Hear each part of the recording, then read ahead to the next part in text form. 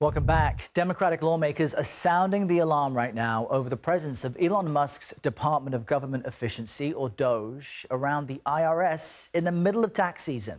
DOGE is now requesting access to the tax records of millions of Americans, sparking concerns about the safety of taxpayer information. We're talking about things like your social security numbers and your bank account information.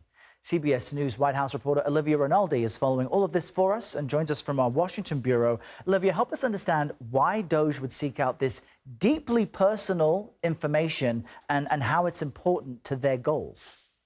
Yeah, good morning, Errol. Alarm is being raised about DOGE accessing this very sensitive material. It's part of the integrated data retrieval system within the IRS. And what it is it's the system that holds your bank account information, your social security number, the address in which you live at, all very sensitive material that goes into collecting taxes in the taxpayer system.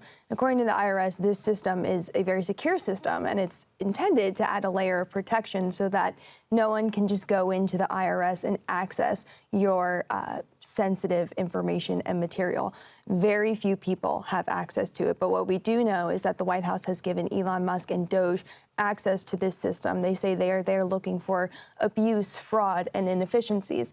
I do want to note, though, of several IRS employees, former employees that we have talked to here at CBS News, they tell us that this IRDS system is very antiquated, it's very old, it's written on some old code, and it's actually something that Treasury Secretary Scott Bessent had talked about previously, is something he wants to upgrade in this system. So we know that that's part of the intention of Musk and DOGE, to go in there and find where the U.S. is spending a lot of taxpayer dollars and something that could be perhaps taken from being inefficient to a little bit more efficient. I also do want to note, though, that money was given to upgrade this system as part of the Inflation Reduction Act that was passed under the Biden administration. So there's already some funding in place to make sure that this system is upgraded from its very antiquated state that it's in right now. It's unclear what exactly Musk and DOGE are going to do once they get in there and what inefficiencies and fraud they're actually looking for as part of the integrated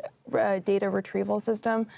We'll be asking them specifically what they're doing with this sensitive material, though. And there have been so many questions about Elon Musk, this billionaire, his role in government and the power he has. I know that in a filing by the DOJ in the case of Musk versus New Mexico, we got some clarification on exactly his official role. Help us understand what it is.